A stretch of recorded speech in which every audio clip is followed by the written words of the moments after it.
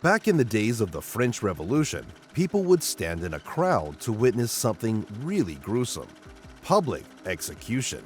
If you think the gallows were harsh, just wait until you see the guillotine in action. It was not just a form of the death penalty, but a public spectacle that drew people from every corner.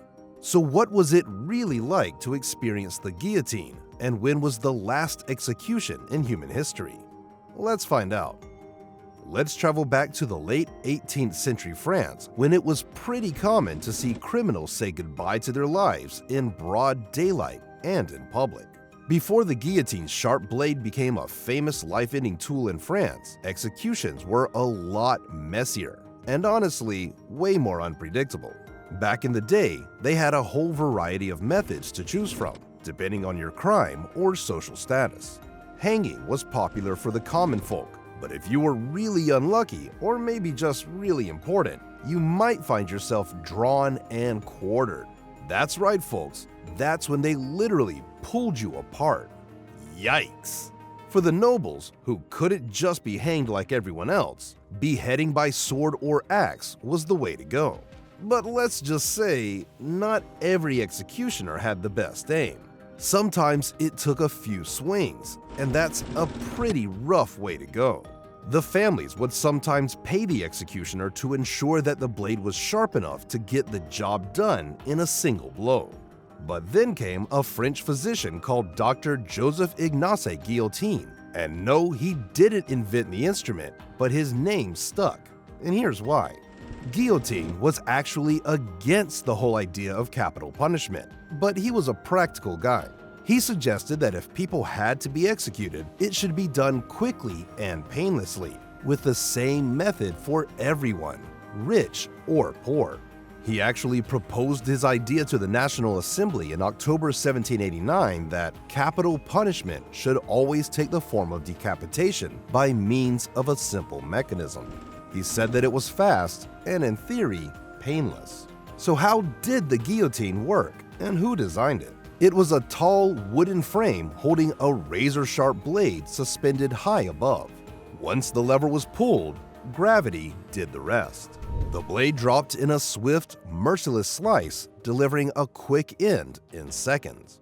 The design was actually made by a French surgeon, Anthony Louis, who was the physician to the king and secretary to the Academy of Surgery.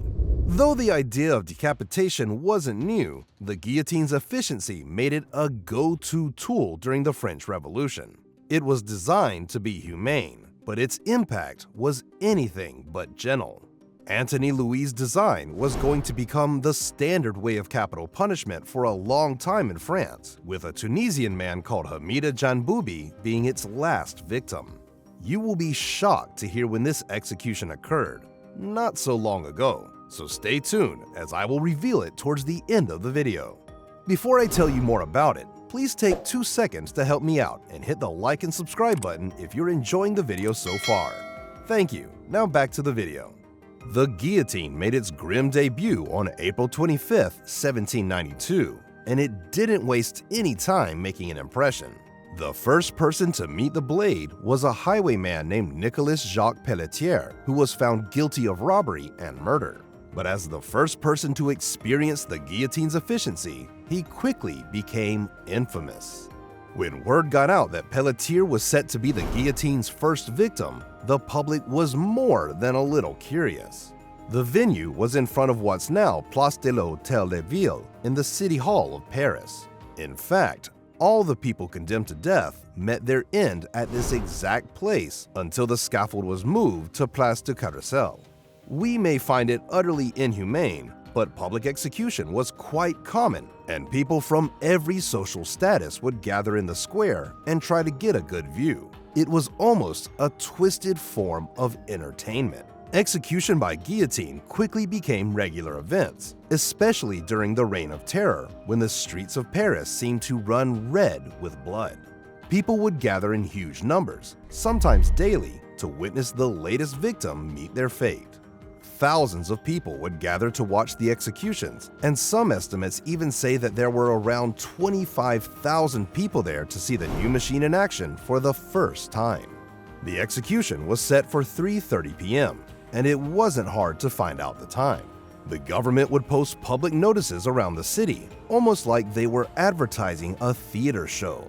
These announcements detailed the time and place, and no one wanted to miss the big event.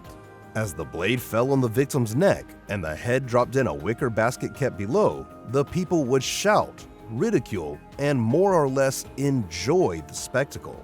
But guess what? People actually wanted a spectacle, a drama, which unfortunately this new method didn't provide.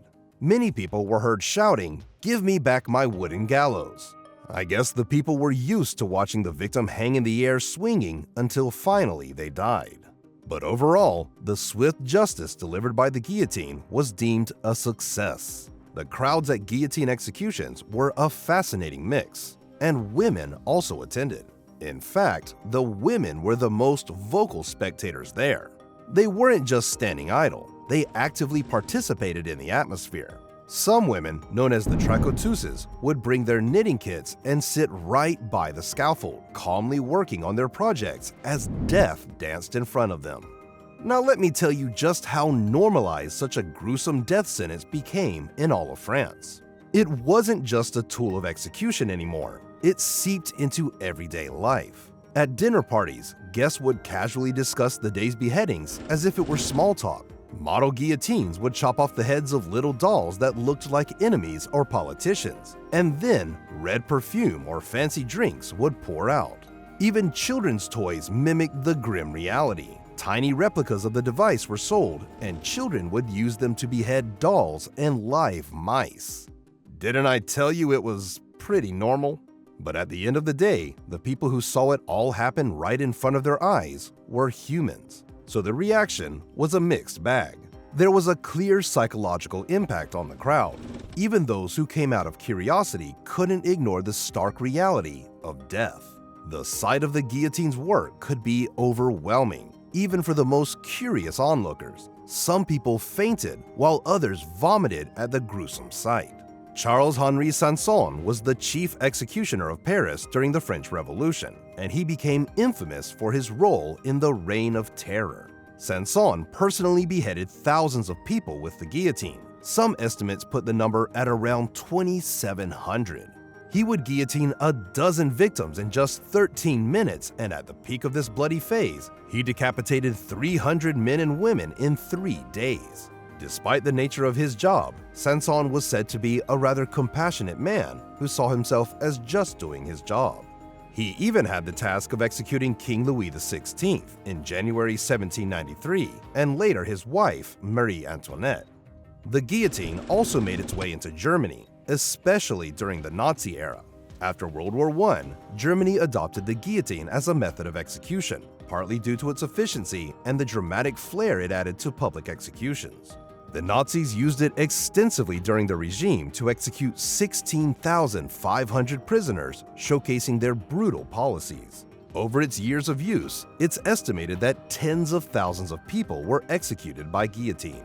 The last of them was Hamida Jandubi, a convicted murderer. Most people would believe such a horrific tool to have ended long ago, but the last execution was in fact on September 10, 1977.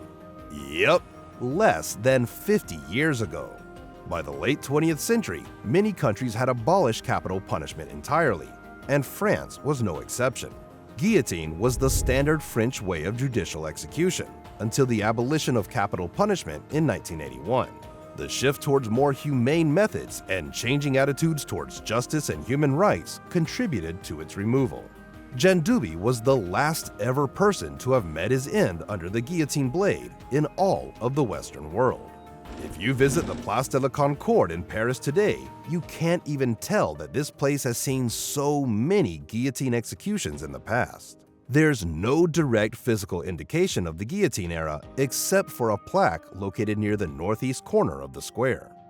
So what do you think about this method of giving the death sentence? Write it down below, and when you visit Paris, don't forget to stop by the Place de la Concorde to reflect upon the terrible way so many people met their end here. Check out this video on the screen now. Thanks for watching this one, and I'll see you there.